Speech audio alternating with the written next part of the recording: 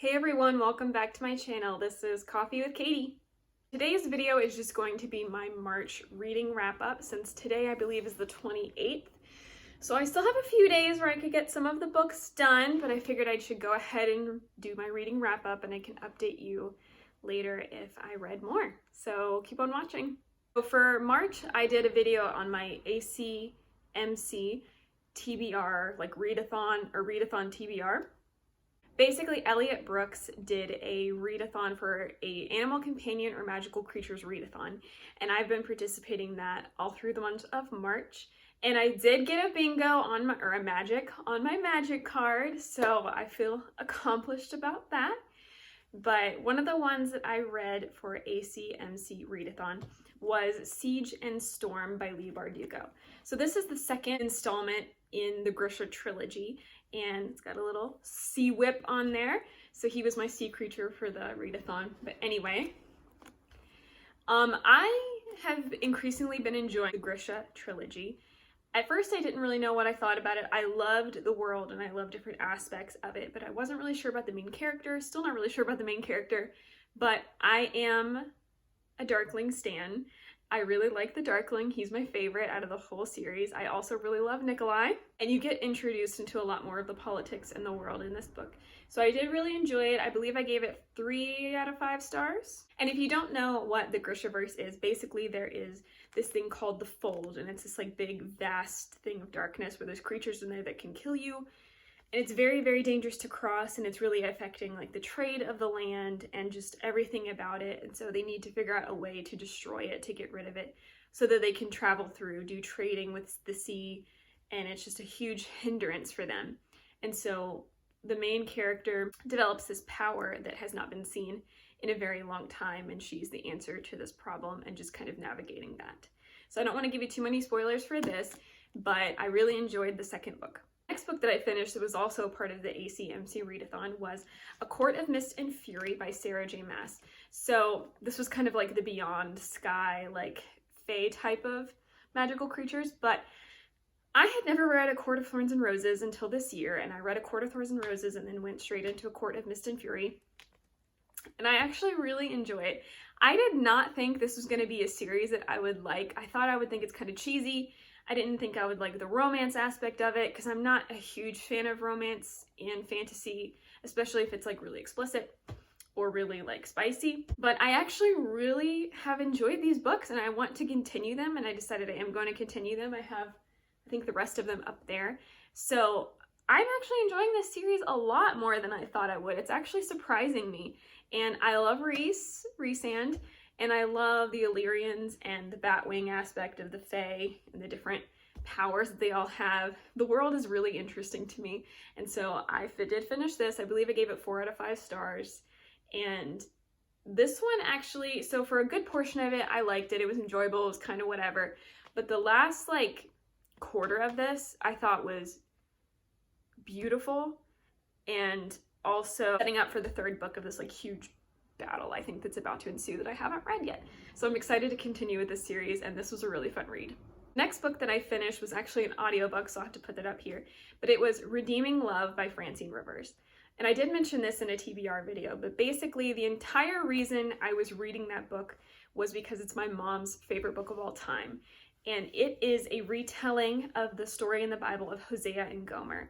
And basically Hosea goes and he marries this prostitute, which is like, in the times that it's written, she's like the lowest of the low, the biggest sinner of all time. And he goes and he marries her and he loves her, and she runs away from him. She cheats on him. She does all these things in the story, or in the Bible story. And he still loves her and he still welcomes her back, and he loves her unconditionally no matter what she does to him. And that's really beautiful. So Redeeming Love is a retelling of that story. So it's in Gold Rush era of California. And so it's like very Western type thing. Little House on the Prairie kind of timeline, if you know what I'm saying, where it's just like elaborate gowns, or you live on a farm and like everything you do, you cook, you clean, you bring in water from outside and heat it to take a bath, like all that. It's that type of timeline. Historical romance, basically. It was a very good book. The message of that book is absolutely beautiful. Loving somebody unconditionally no matter what, and seeing how that love changes them.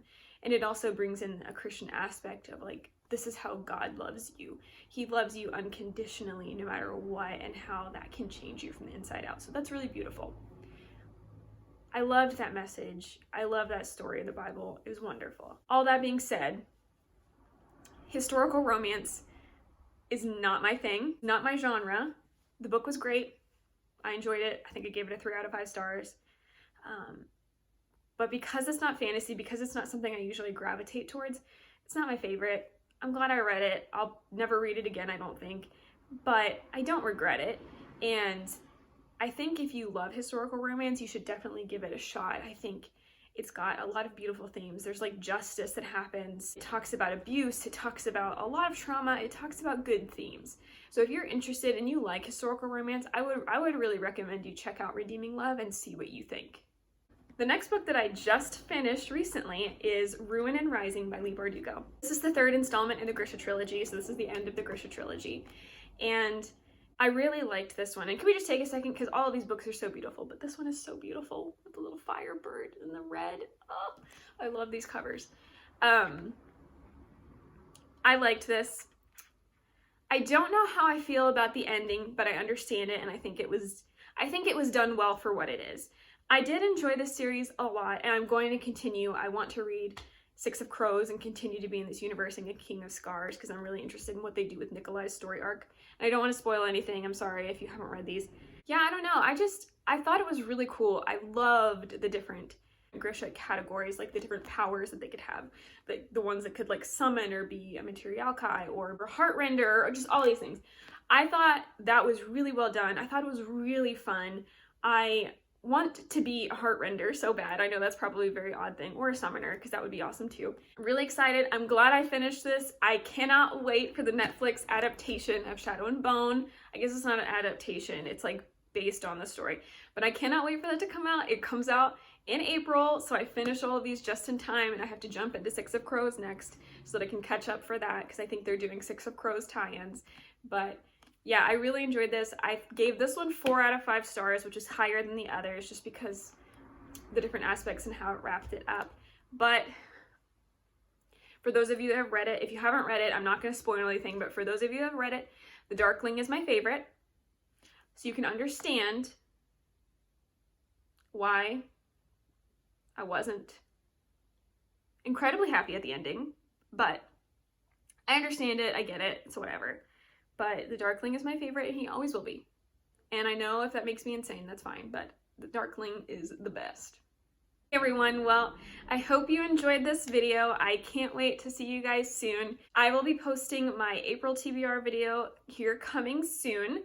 And just thank you so much for watching, and I hope you have a good day. Bye.